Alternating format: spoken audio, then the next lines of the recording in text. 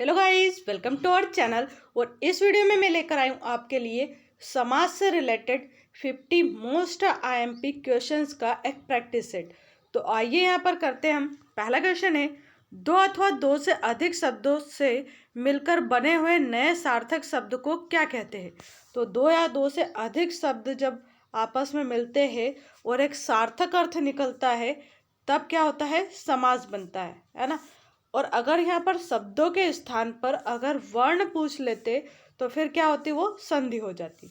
Next question है यहाँ पर, समास का शाब्दिक अर्थ होता है। जो समास शब्द है इसका शाब्दिक अर्थ क्या होगा यहाँ पर, तो संक्षेप करना होता है। क्या होता है, संक्षेप। निम्नलिखित में से कौन सा पद अव्ययी भाव समास का है। तो इसमें एग्जाम्पल ढूंढना हमें, कौन सा ऐसा एग्जाम्पल है जिसमें अव्ययी समास है। तो यहाँ पर ये जो प्रतिदिन है, इसमें ये जो प्रति शब्द है ये क्या है, एक अव्ययी है। इसलिए यहाँ पर क्या है, ये प्रतिदिन एक अव्ययी भाव समास का उदाहरण है। नेक्स्ट क्वेश्चन देखते हैं। जिस समास में उत्तर पद प्रधान होने के साथ ही साथ पूर्व पद तथा उत्तर पद में विशेषण और विशेष्य का संबंध होता है वह कौन सा समास होता है। क्या कहा है यहाँ पर कि ऐसा समास बताइए जिसका कि जो पूर्व पद होता है वो एक विशेषण होता है। पूर्व पद यानी कि प्रथम पद जो है वो विशेषण रहेगा, जबकि द्वितीय पद जो रहेगा जिसे उत्तर पद कहा जाता है वो विशेष्य रहेगा। तो ऐसा जो समास होता है उसे हम कहते हैं कर्मधारय समास। नेक्स्ट है यहाँ पर, निम्नलिखित में से कर्मधारय समास किस में है। तो उदाहरण बताना है हमें यहाँ पर। तो यहाँ पर जो ये नीलोत्पलम है इसमें है कर्मधारय समास। नीलोत्पलम का अर्थ होता है नीला सुंदर कमल। तो यहाँ पर क्या कहा गया है कि जो कमल है उसकी विशेषता बताई गई है ना। कमल क्या है, यहाँ पर एक विशेष हो गया, और नील कलर का है तो नीला जो शब्द है यहाँ पर इसका विशेषण हो गया। नेक्स्ट क्वेश्चन देखते हैं इसके बाद। नेक्स्ट क्वेश्चन यहाँ पर दिया है, जिस समास के दोनों पद अप्रधान हो। ऐसा समास जिसमें कि कोई भी पद क्या हो, प्रधान नहीं हो यानी अप्रधान हो, वह कौन सा समास रहेगा। तो ऐसे समास को हम क्या कहेंगे यहाँ पर, बहुव्रीहि समास। ऐसा जो समास होता है जिसमें दोनों ही पद अप्रधान होते हैं वह होता है बहुव्रीहि समास। जितेंद्रिय में कौन सा समास है। तो जितेंद्रिय शब्द का अर्थ होता है जिसने अपनी इंद्रियों को जीत लिया हो, अर्थात भगवान। यानी कि यहाँ पर कोई तीसरा ही अर्थ निकल रहा है तो यहाँ पर कौन सा समास हो जाएगा, बहुव्रीहि समास। देवासुर में कौन सा समास है। तो अगर आप देवासुर को ऐसे थोड़ा सा समास विग्रह करके अगर लिखेंगे तो क्या लिखना पड़ेगा, ऐसे हमें देव और असुर, देव और असुर हो जाएगा यहाँ पर। यानी कि यहाँ पर दोनों ही जो पद है वो और शब्द से जुड़े हुए हैं, या इनके बीच में ऐसे हम एक योजक चिन्ह जो रहता है वो भी लगा सकते हैं यहाँ पर। तो देवासुर जो शब्द है इसमें कौन सा समास हो जाएगा, तो यहाँ पर हो जाएगा द्वंद्व समास। इसमें दोनों ही पद यहाँ पर प्रधान है। नेक्स्ट क्वेश्चन देखते हैं इसके बाद हम, देशांतर में कौन सा समास है। तो जो देशांतर शब्द है इसमें यहाँ पर कौन सा समास हो जाएगा, तो तत्पुरुष समास। कौन सा समास है यहाँ पर, तत्पुरुष समास। देशांतर में यहाँ पर है तत्पुरुष समास। दीनानाथ में कौन सा समास है। दीनानाथ का अर्थ क्या हो जाएगा यहाँ पर, दिनों का नाथ। यानी कि यहाँ पर कैसा नाथ है, दिनों का। यानी कि नाथ जो शब्द है उसमें जो दीना शब्द है यहाँ पर उसका एक क्या है, विशेषण है, विशेषता बता रहा है दीना शब्द। यानी कि यहाँ पर हो जाएगा कर्मधारय समास। मुख दर्शन में कौन सा समास है। तो मुख का दर्शन यानी कि तत्पुरुष समास है यहाँ पर। कौन सा शब्द बहुव्रीहि समास का सही उदाहरण है। तो बहुव्रीहि समास ये चारों ऑप्शन में से किस में है, पंचानन शब्द में है। पंचानन जो है वो भगवान शिव को कहा जाता है तो यहाँ पर हो जाएगा बहुव्रीहि समास। निशाचर में कौन सा समास है। तो निशाचर जो है वो राक्षस को कहा जाता है। जो निशा यानी रात्रि में विचरण करते हैं उन्हें निशाचर कहा जाता है। तो यहाँ पर कौन सा समास हो जाएगा, बहुव्रीहि समास। चौराहा में कौन सा समास है। तो जो चौराहा शब्द है इसमें यहाँ पर प्रथम पद संख्यावाचक है, अर्थात ऐसा समास जिसमें प्रथम पद संख्यावाचक होता है वह कौन सा होता है, तो द्विगु समास होता है। 10 मुख में कौन सा समास है? अब यहाँ पर 10 जो शब्द है वो संख्यावाचक तो है, पर 10 मुख जो शब्द है वो एक अलग ही अर्थ भी देता है। 10 मुख जो है वो रावण को कहा जाता है, इसलिए यहाँ पर बहुब्रीहि समास होगा, ना कि द्विगु समास होगा। नेक्स्ट क्वेश्चन है, सुपुरुष में कौन सा समास है? तो जो सुपुरुष शब्द है इसमें यहाँ पर कौन सा समास हो जाएगा? तो यहाँ पर पुरुष कैसा है? सु यानी कि अच्छा है, यानी यहाँ पर भी विशेषता बताई जा रही है। तो विशेषण और विशेष का जो संबंध है वो यहाँ पर प्रकट हो रहा है, यानी कि यहाँ पर कौन सा समास है? तो कर्मधारय समास है। विशेषण और विशेष के योग से कौन सा समास बनता है? तो अभी ऊपर हमने देखा था, है ना, कौन सा समास बनेगा? तो कर्मधारय समास। निम्नलिखित में से एक शब्द में द्विगु समास है, उस शब्द का चयन करना है। तो आप देखिए इसमें द्विगु समास किस में हो जाएगा? ऐसा समास जिसमें प्रथम पद क्या हो? संख्यावाचक हो, वहाँ पर द्विगु समास होता है। यानी यहाँ पर सप्ताह जो है इसमें कौन सा समास है? द्विगु समास है।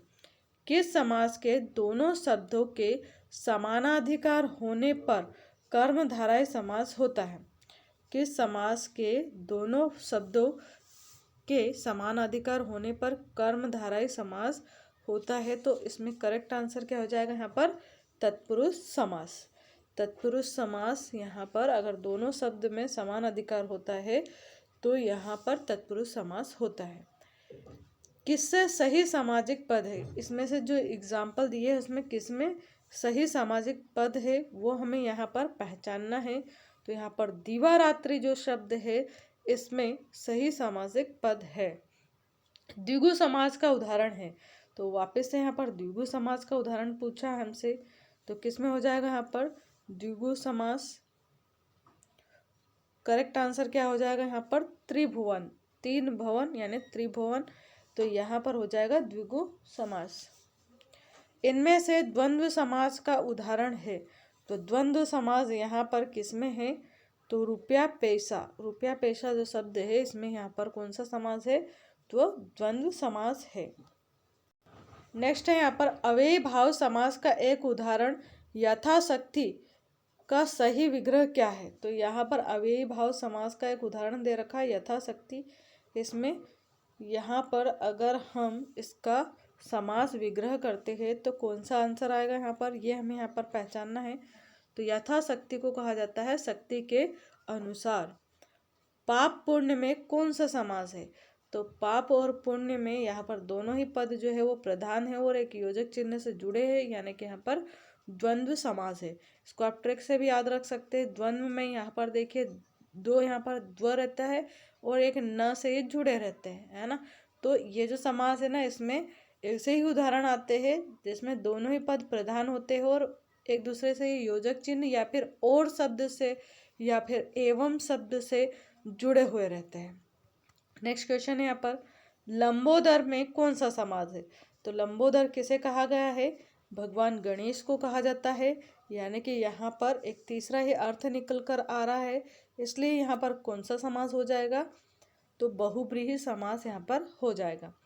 देश प्रेम यानी देश के लिए प्रेम, तो यहाँ पर हो जाएगा तत्पुरुष समास।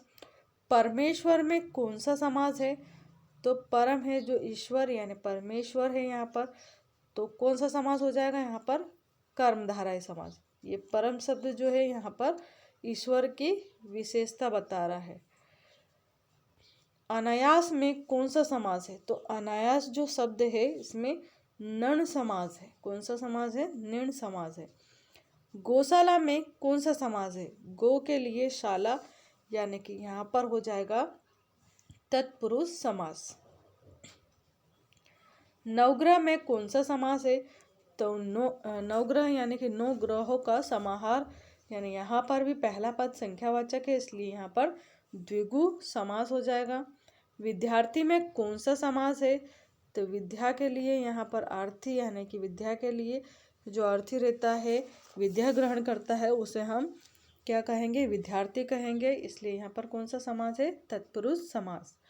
कन्यादान में कन्या का दान, यानी यहाँ पर कौन सा समास हो जाएगा, यहाँ पर भी तत्पुरुष समास हो जाएगा।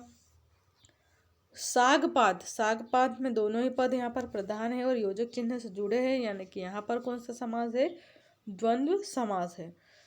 नीलकमल, नीला है जो कमल, यानी कि यहाँ पर हो जाएगा नीलकमल जो है कमल की विशेषता बता रहा नीला शब्द, यानी यहाँ पर कर्मधारय समास है। इसके अलावा नीलोत्पलम में भी कर्मधारय समास था। चतुर्भुज में कौन सा समास हो जाएगा, तो चतुर्भुज यानी चार भुजाओं वाला, यानी भगवान विष्णु को कहा जाता है, इसलिए यहाँ पर क्या हो जाएगा, बहुव्रीहि समास। चतुर्भुज में कौन सा समास है, यहाँ पर बहुव्रीहि समास।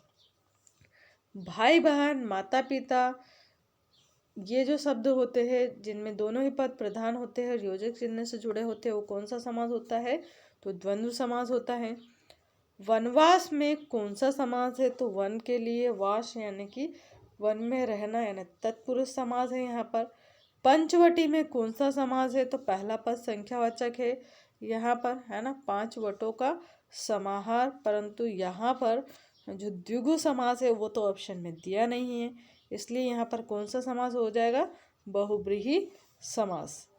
नेक्स्ट क्वेश्चन है, पीताम्बर में कौन सा समास है, तो जो पीताम्बर शब्द है पीला है जिसका आंबर, यानी कि भगवान विष्णु आ जाएगा यहाँ पर, तो यहाँ पर भी कौन सा समास हो जाएगा, बहुव्रीहि समास हो जाएगा। नेक्स्ट क्वेश्चन है, नरोत्तम, नरों में जो है उत्तम, यानी कि यहाँ पर जो है अगर यहाँ पर बहुव्रीहि समास देते तो हम बहुव्रीहि लगा सकते थे, क्योंकि नरोत्तम जो है वो भगवान राम को भी कहा जाता है, परंतु यहाँ पर बहुव्रीहि ऑप्शन नहीं है, इसलिए नरों में जो है उत्तम, यानी यहाँ पर तत्पुरुष समास हो जाएगा।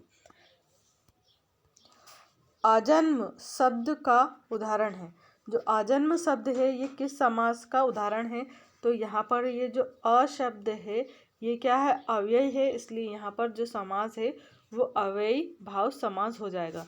युधिष्ठिर में कौन सा समास है, तो युद्ध में जो स्थिर रहता है उसे हम युधिष्ठिर कहते हैं, यानी कि यहाँ पर हो जाएगा बहुव्रीहि समास। धर्मराज युधिष्ठिर को युधिष्ठिर कहा गया है यहाँ पर, तो तीसरा अर्थ निकल रहा है, यानी यहाँ पर भी बहुव्रीहि समास हो जाएगा।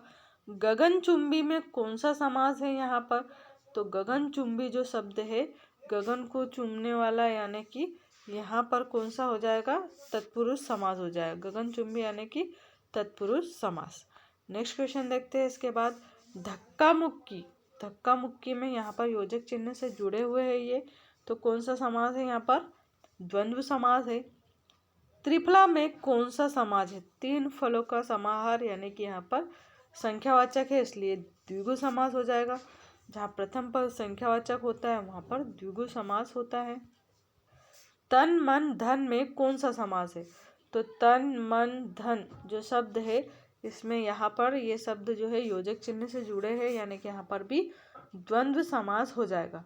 चक्रपाणि में कौन सा समास है, जिसके हाथों में चक्र हो वो कौन है, तो भगवान विष्णु है, यानी कि यहाँ पर भी कौन सा समास हो जाएगा, बहुव्रीहि समास। पाप पुण्य यानी पाप और पुण्य, तो कौन सा समास है यहाँ पर, दोनों और शब्द से जुड़े हुए आपस में, यानी कि यहाँ पर द्वंद्व समास हो जाएगा। पंचवटी, पंचवटी में यहाँ पर कौन सा समास हो जाएगा, पंच यानी कि 5 वटों का समाहार, यानी 5 जो शब्द निकल कर आ रहा है वो संख्यावाचक है, इसलिए यहाँ पर द्विगु हो जाएगा। अगर द्विगु समास ऑप्शन में नहीं होता तो फिर हम यहाँ पर कौन सा समास लगाते, तो बहुव्रीहि समास लगा देते। नेक्स्ट क्वेश्चन है यहाँ पर, मृगनयनी में कौन सा समास है, मृग के समान नयन, यानी कि हिरण के समान जिसके नयन होते हैं उसे कहा जाता है मृगनयनी। तो यहाँ पर जो नयन है उनकी विशेषता बताई गई है कि मृग के समान नयन, यानी यहाँ पर हो जाएगा कर्मधारय समास। तो फ्रेंड्स ये थे यहाँ पर हमारे समास से related most MP 50 questions. I hope आपको वीडियो अच्छा लगा होगा। अगर वीडियो अच्छा लगे तो चैनल को सब्सक्राइब एंड वीडियो को लाइक करना नहीं भूलिएगा। And thank you so much for watching this video. Thank you.